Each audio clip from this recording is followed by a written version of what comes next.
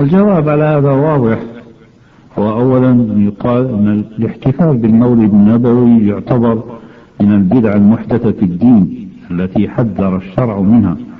لأن هذا العمل ليس له أصل في الكتاب ولا في السنة، ولم يتخذ النبي صلى الله عليه وسلم موالد الأنبياء من قبله من الأنبياء والصالحين، ولم يؤثر عن الصحابة والتابعين إحياء مثل هذه الموالد والاحتفال بها، أي لم ينقل عن أهل القرون المفضلة إقامة هذا العمل،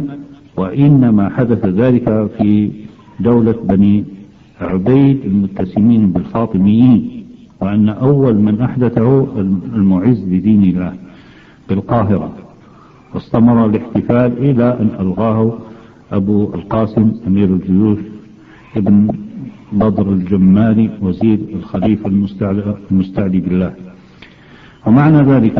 أن هذه الموالد لم تعرف عند المسلمين قبل القرن الرابع الهجري، ولم يفعله السلف مع قيام مقتضي له وانتفاء مانع، ولو كان هذا خيرا محضا أو راجحا لكان السلف رضي الله عنه أحق به منا، فإنهم كانوا أشد محبة لرسول الله صلى الله عليه وسلم وتعظيما له منا، وهم على الخير أحرص، كما صرح بذلك شيخ الإسلام ابن تيمية في الاقتضاء، علما أن النبي صلى الله عليه وسلم قال: عليكم بسنتي وسنة الخلفاء الراشدين المهديين من بعد عضوا عليها بالنواجذ، والمهديين من الخلفاء لم يفعلوا هذا العمل. ثم إن الاحتفال بالمولد النبوي ليس من عادات الكفار، وإنما هو من عباداتهم، كما صرح بذلك ابن القيم، قال: من خص الأمكنة والأزمنة من عنده بعبادات، لأجل هذا كان من جنس أهل الكتاب الذين جعلوا